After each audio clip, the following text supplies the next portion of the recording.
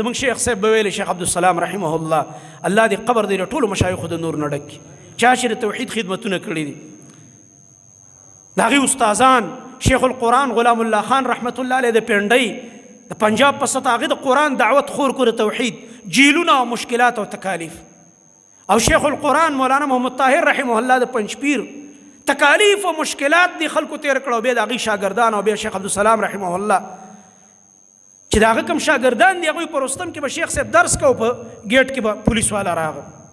د درس نه منځ نه مې پاسو تاڼې ته راشه تا باندې راپورټ دی تاڼې ته راشه راپورټ دی دلته درس کوه نیمه ورځ تاڼه کې تېروه نیمه ورځ درس کوه نیمه ورځ تاڼه کې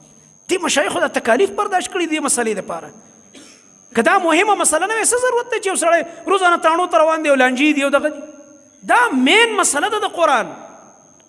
شیخ صاحب به دا خبره کوله شیخ عبدالسلام رحمه الله وایي په مغولو کې خو یو میم دی نو چې میم دی ته لرې کړو بس بیا خو ګن پاتې شو توحید خو هغه مسله ده توحید چې د دین نه ویستو بیا دین کې پاتې شو بیا په دې اعمالو خو ته نه خلاصېږي مسله خو پیله د عقیدې ده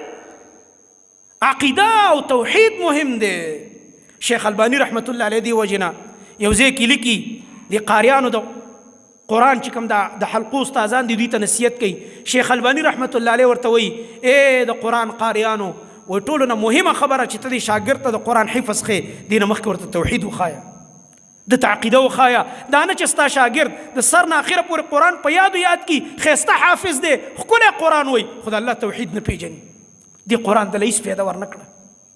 چې ته د الله توحید ونه پېژانده دې لګې د شرک کې مبتلا دی د شرک د اقسامو نه په یو قسم کې مبتلا دی توحید ډېر ضروري دی زما محترم ورو